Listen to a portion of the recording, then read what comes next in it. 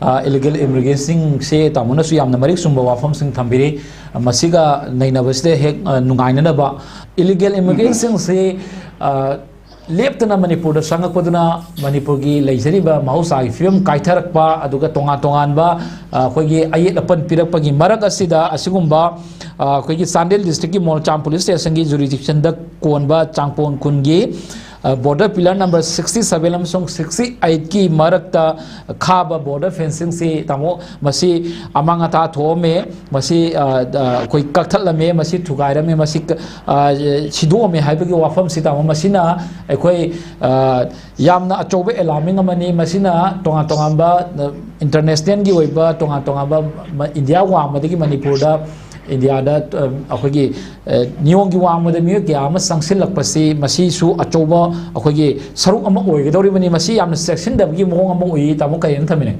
ajana takui se miyam rabit nakong singba yam phajaba akhoi yamna precaution oiba akhoi yam phajaba akhoi value oiba loiba question ne ko yam phajare thank you aja for your nice question haji masi akhoi molcham khun haibase kana border da leba adugum thaina degi kogi mamin chatpal lam leba sida makoina foreign immigrants sing asina kogi border pillars je thugai ba degi nasi phaw da kogi makoina hajik leiba sarkar asina kogi fencing je tore hana akoina matam je mangan gram kam cha loiba yara bane haba makoina tore je khara khatani adubu masida Indian army sin sida kai lai ram Assam Rifles in the border, BSM the Kaila, Assam Indian Army deployed to about 60,000 as a border. Saru Amatokogi 1/3 border, not even ever. The Makosh in the Kaidula Karam Makani duty the Indian Army in Lady Banava. Can you get the Mutano Makona? Mahamitana government of India is not Manipur to Gainaba, the Mapanda, geopolitics and Manipur, my Tampaka Lejava, Enhancement Tampaki mission, Namtaragan, Makoi, Kalamba policy program, I say, I couldn't come on talk never. Nasi Kaitamuno, Indian ambition later, forgive. Now another border pillar to Gadamba, the Namkaida, Matu has not talked about. Machina, back for the Government of India and Manipur say Tawas Hadaba, negligence over Adugumani. Bangladesh border the Tripura less compare Tripura border Indo Bangladesh border Matam the section of Meghalaya border Jammu Kashmir Pakistan border section of Manipur the Kai to River. Assuming Nuaitaba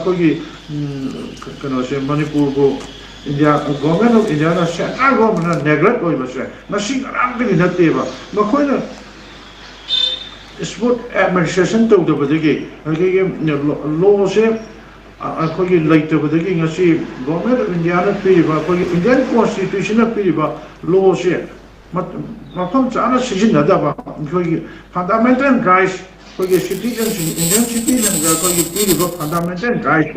Manipuri citizens maintain to Vidaba. International border, Pakistan, Bangladesh, Gujarat, Rajasthan, not even China.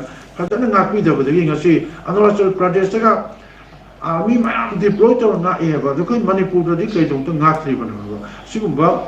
Hey, Matong government in the Agi, Manipur to Kainava, for his geopolitics and Raga, as you for the politician Sanavasha. I couldn't confirm to it, Mashe Marilla, never authority civil society organizations in Amadi, Manipur, River, for the Marapai, my venture, organization, Amna Mashe, Salaga Yanshin, Long the Vatadi, Manipur, so I don't know, for the Manipur normally showing a machetana.